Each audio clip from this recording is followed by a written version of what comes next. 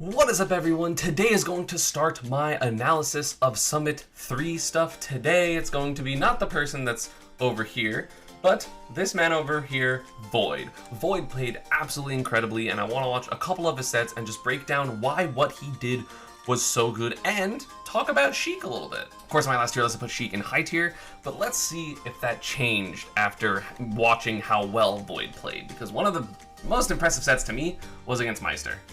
So one thing that was kind of common in the sets that Void was playing is people continuously let him go to PS2, and then he would get those crazy combos. Of course, it's actually pretty hard to pick what stage Sheik isn't good on, because obviously, at the very least, in Smash 4, Sheik was good on FD, right? Because of needles, because her advantage state, like she can keep you in disadvantage for a long time. But then also, platforms allow her to get earlier kills, so personally, I would prefer to play on flatter stages more than platform stages, because I'd rather live a longer time versus Sheik, because that's her flaw. If she's killing you at 80, like, she's terrifying.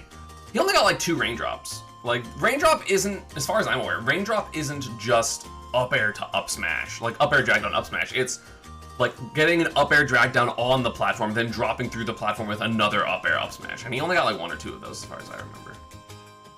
Void just loves these glass cannons, but he breaks the game down in a similar way. Like, he always like understands the good options. Oh my god, someone actually, I think that's the only time I saw this whole weekend someone actually DI Void's up air correctly. He still died because it's Game & Watch, but wait, how did he get that kill? Oh, we got forward smash, right?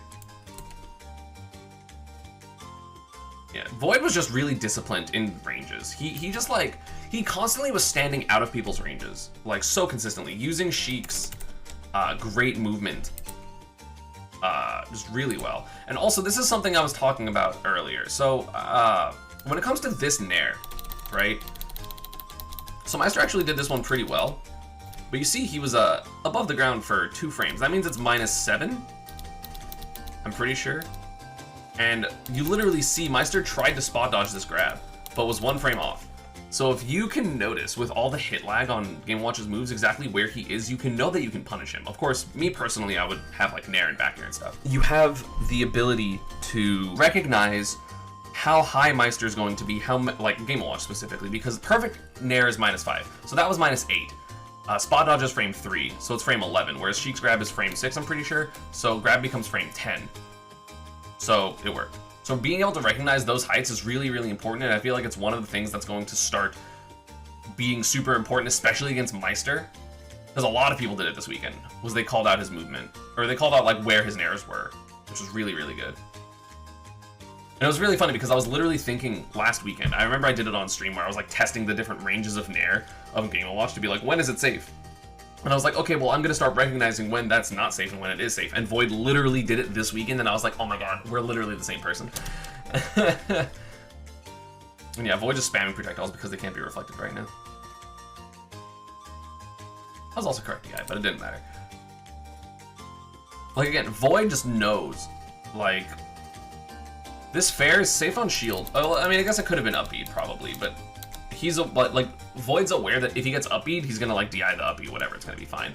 And so he just crouches, because if anything else happens, he's good.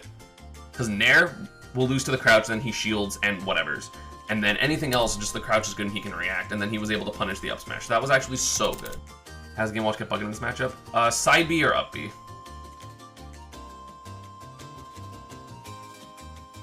Like that. Beautiful down tilt 2 frame as well. So like, this is similar. So this exact situation is very similar to what I'm talking about Pyramithra earlier, which I guess for YouTube it'll be when I talk about Tweak, is sometimes people just get hit by the landing hitboxes because they're expecting you to fast fall. But again, I feel like you can just kind of wait, parry the last timing, and if you already get hit on shield before the final timing, then you can add a shield it, because Game & Watch's back air is like quite minus. The landing hitbox is actually only -13, that's quite safe. Actually, I lied. I definitely thought it was less safe than that. The turtle's name is Augustus Philippe. Either way, if you do the parry, like, you can kind of do the parry timing, and I think that would help. Obviously, the spacing is really good, so it's kind of scary. But also, I think Game & Watch's hurt box extends with the turtle. Let me check. I don't remember. But I think you can just always shield grab because the turtle's there. I could be wrong. If you're close enough, obviously you can grab it because it's -13. But, I mean, I personally back here the shit. So this is the thing, is, like, I feel like the game is going to start being, like, recognizing and optimizing these parry timings. I'm not sure if Void could have punished it there. Like, obviously it becomes the mix-up, because with the frame 3 uppy, it becomes minus 16, I guess, and that's, I think, drop shield F-tiltable by Sheik. But then obviously if he shields, it's not, but then he can get a grab. So it becomes like mix-ups, right? So that's interesting. But one thing overall I was definitely unimpressed by this weekend was edgeguarding. Obviously I'm biased because I'm one of the best edgeguarders, if not the best edgeguarder in the world, and Pikachu is broken at it. But Void was one of the only people actually trying. Game Watch can edgeguard still be safe, that's what I'm saying. He can at least threaten with back air. And I love that, again, just seeing that he hit the shield high, and just rolling just to center, that was so good by Sheik. Or Void, he just wanted to get back to center as fast as possible. Also, yeah, that's the cross-up. This is why it's so important to DI Sheik's forward tilt up, because I think if Sheik, or not up, sorry, out. Because I think if you forward tilt and DI out, they can only get the out hit of up air. So you can just like SDI away and DI down and in, or down and away rather. But that's the cross-up, which you have to just kind of see the aerial movement. Like, I would just guess cross up here, because that's just generally what I guess. Can't believe you won that game, that's crazy. You watch dying at like 84, 86, that's crazy. I love this game 5.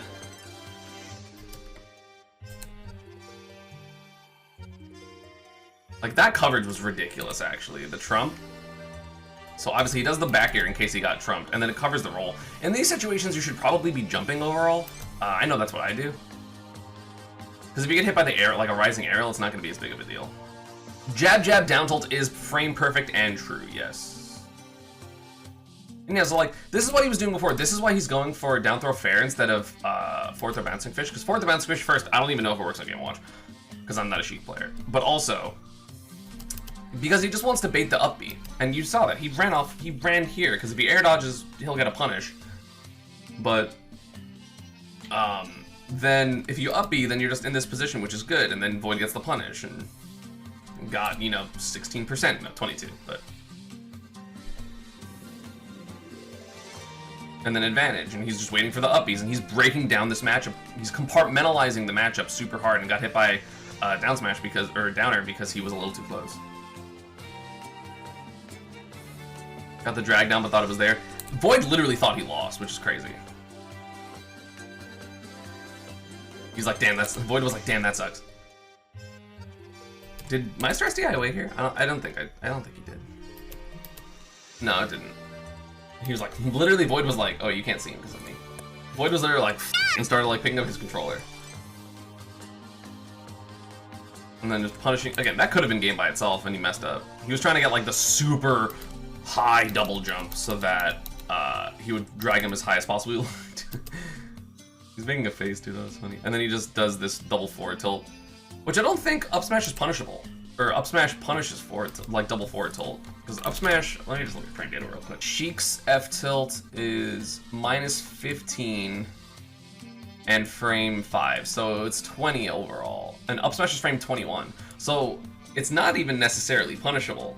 So that's why Void goes for double forward tilt here, because Meister's like reading like a spot dodge or something. So if this is a fresh F tilt, which I don't think it is, to be honest, but that's not a punish. So that's technically correct to do double F tilt there. So Void, I don't know what the f happened in game 1. As Void and Charlie both said, they think that Charlie just played bad this game. Dude, like the whole weekend, I was adoring how Zachary, Leo, and Void were like calling out jumps with that up air. It's so f***ing good. It's so good. Like, it's ridiculous how good this is. Just like getting, oh god, it's so good. Especially because they all get confirms off of it, obviously. There's that in the up air again. It's so good. Just catching ledge jumps and ledge hops. It's so good. So grab here. DI in allows this better combo. And I think the DI in from Charlie is what got this combo, like that part of the drag down, which allowed for this whole situation. No jump there, and he's dead. Like, Void felt like he played a very dominant neutral. He very much so mixed up like short hop close fair, which is -2. Like fair's super safe, or like drift back fair, or like drift in nair. Like he did so many different things, which was really, really fun to watch. Love that. Oh, and the bouncing fish back to get this combo. That was so good by Void. Can we talk about that? That was so good. So fair bear, and then like reads this double jump, but like, you know, commits in because he doesn't want to overcommit and just like overshoot for no reason. And then just like is here, up tilt ledge trap, dash back because he knows, and then this was so clean too. Fair nair fair's combo is like, okay, well I'm gonna then recover with bouncing fish so that I can go back, and then the up B is high and then gets that damage. That was so good. See, that's a raindrop, but he messed it up, which is crazy that he even got to the platform. Like, do you see how he's forward tilting from here? How the hell did he almost get to a platform? Like that's insane that he landed on the platform. I don't FD. Nair, fair, nair, back air. God, that did so much damage. 26 to 73. Jesus. I love that attempt at 2-frame with the up B, and then yeah, just reading the jump. Super, super good. Just people jump out of the corner all the time. Like I do that like every day of the week. I don't remember how this game 5 went. I mean, I know Void won, but I don't remember how close it was. That was such a good spot dodge read. I thought Charlie was gonna win after this. Oh yeah, then Void like shuts the down the entire game. Yeah. I remember this game now. But like this read was beautiful. That was so good. And yeah, that could have been a grab. Like that was an easy grab. So could have definitely been like grab down throw dash attack. So yeah, Charlie was actually dead here. Like Charlie was not. I don't think gonna make that back. That'd be ridiculous. Void played absolutely immaculately, I'm pretty sure, from this point forward. I think like this stock was relatively close and then just like didn't get hit third stock like at all. I mean, a couple times, but like only by stuff that's not important. And again, high, like again, that's the thing I was talking about with Game & Watch, was if someone does a high nair, like this is not safe for Wolf. Let me show y'all again. But like if it's up here, like even I'm fast falling, right? It's -9. So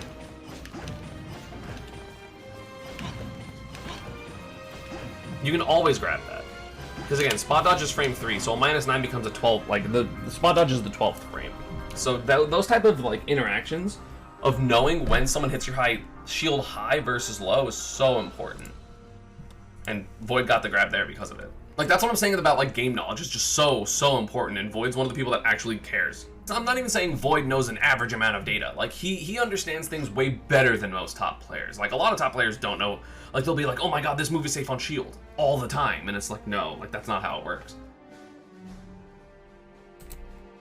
Yeah, I love that needles too. God, Void is so good. Like that advantage state was so good, because like you don't want to jump there.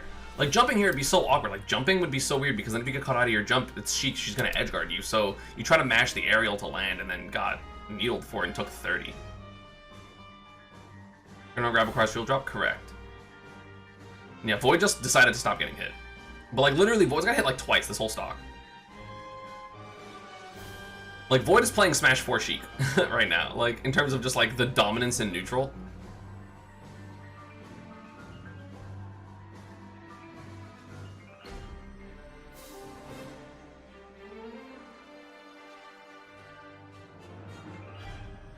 And then I got hit by the grenade there. That was such a good set. It was an incredible set. It was a really, really good set. And then Void versus Aaron. Like this matchup seems really, really interesting because obviously she has super safe aerials. Like generally, like pretty safe aerials. So the banana's not gonna work as well as it would versus let's say Pyramithra. So banana's gonna be worse, but also like the kill differential in this matchup is insane. Cause like Diddy will just kill you at like 80 if the banana hits. And yeah, that was actually, I think the only time in the entire tournament I saw Void not go for cross up.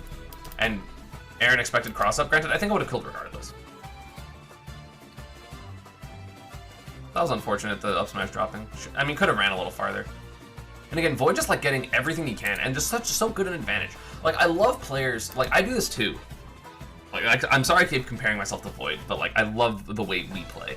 Is like, he'll have like these combos where it's like, it's not necessarily a true combo, but like, he knows he can't mash an aerial here. Like, Aaron cannot mash an aerial here, because otherwise the back air will stuff it. So the air dodge is the only good option, and then this back air would have covered neutral air dodge.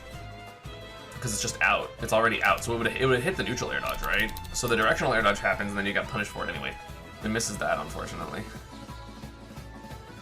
And again, that was beautiful.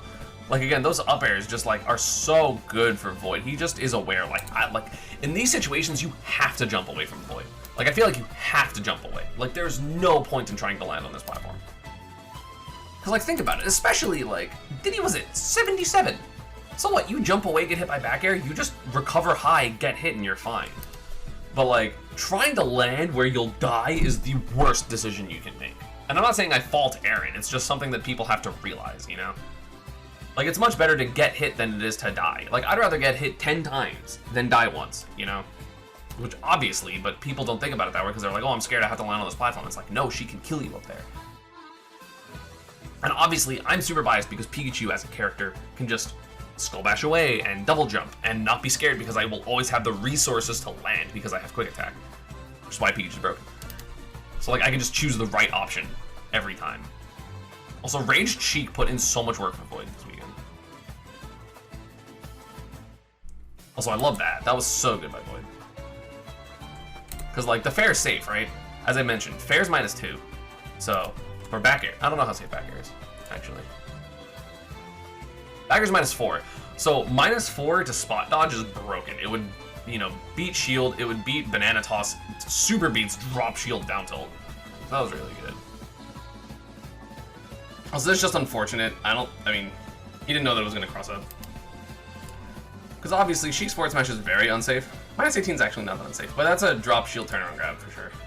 I think Leo would have done better against better as Joker because he's fast and can kill. I think the commentators kind of touched on it, whereas like, in order to kill with Pyra-Mythra, especially against someone as mobile as Diddy, like you kind of have to go, like you kind of just have to get the kill with Mythra. Also, holy shit, that whole stock was. So down throw fair up air, and then really good SDI, honestly, by Aaron. That was super good. Fair's out, which was great. And then forward tilt stuff, scramble situation, Void wins it. Up air to monkey flip, back air to monkey flip, forward tilt the landing. Like, that was so good. This is probably my favorite sequence of Void, like, the entire day. Like, this up air back air was so good. Knowing that he was going to mash out too, so we didn't really worry about it. So then just immediately got the forward tilt tech chase, like, mwah, beautiful. Again, this is why I just wouldn't let Void fucking go to PS2, personally. I'd rather play Void on tripod. And just platform to platform, just complete domination. That's Raindrop. For those of you that are unaware, that is Raindrop, where you get the drag down up air. So you get this drag down up air, and then combo it into this other drag down up air.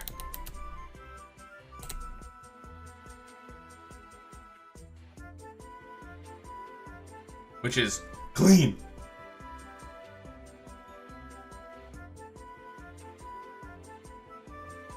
And you see, that's what I'm talking about, those high nairs. Like, you gotta recognize when it's a high nair versus when it's a low nair.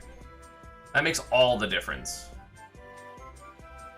And the Needles Bounce Wish wouldn't work at that percent yet, so we didn't go for it. The first jab I think we've seen a couple this whole set, but generally not. Also, yeah, just getting mixed up on where they were. Good mash. And yeah, Rob is thick, so that would have hit neutral get up and, or neutral tech, no tech, and tech away. I do similar things when I go for forward smashes. And yeah, Void missed fast fall there, but again, Needle's fair bouncing fish, like, so good, like, in advantage. Like, even after dropping the combo, it still remains advantage. I mean, because I don't think a fair would have come out. Maybe it would have for Aaron. I'm not sure. Hard to tell. But still gets the dash tag, and then landing something read. Like, this read of into landing whatever. It doesn't really matter. But Void, it went from 43 to 71. 28 extra percent is a lot of damage for Sheik. I don't think I saw any Nair bouncing fish from Void this whole weekend. He didn't land it. But also, again, like, reading the panic is so good. In this situation, I would honestly air dodge. Well, I don't know if he had enough fuel, but I would have either neutral air dodged or air dodged away. Because the air dodge in is just a recipe for getting destroyed. And I watched Wizzy get obliterated at the end of the crew battle. Like, that's ridiculous. Look how far Void is. Void, well, I guess that's actually pretty good. But the DI into being able to catch and then drift is so crazy. Raindrop is so good. It's pretty technical, obviously, but like, this was just so masterful by Void. Even like the matches he lost, especially against Mars in bracket, it wasn't even awful. It was like pretty close, but overall, I think Void played absolutely fantastically this weekend. The problem is, if Void is ever not playing this well, immediately these things go to shit. Because you have to be playing so on point to play Sheik like this. But on point Sheik, I don't know. I think like the top of high tier, I do think that obviously these characters overall, except for Joker, were like pretty good for Sheik. But if you run into like the Pikas, the Pac-Mans like T, more Jokers if Leo was going Joker. There's more Jokers than just those two. I think it does become a little bit more difficult. I think maybe even DeBuzz would have beat Void because I don't know how Sheik deals with Olimar. But holy crap, Void was a pleasure to watch, and probably for me the most fun person to watch this summit. One of the other ones was Tweak, and I'll get into that in my next video, by the way, so be on the lookout for that. I'm going to be watching how Tweak dismantled Pyramithra, because I feel like he's the only one that played the matchup correctly. And yeah, let me know what other people you want me to analyze, and I'll see you all next time. Pikachu busted.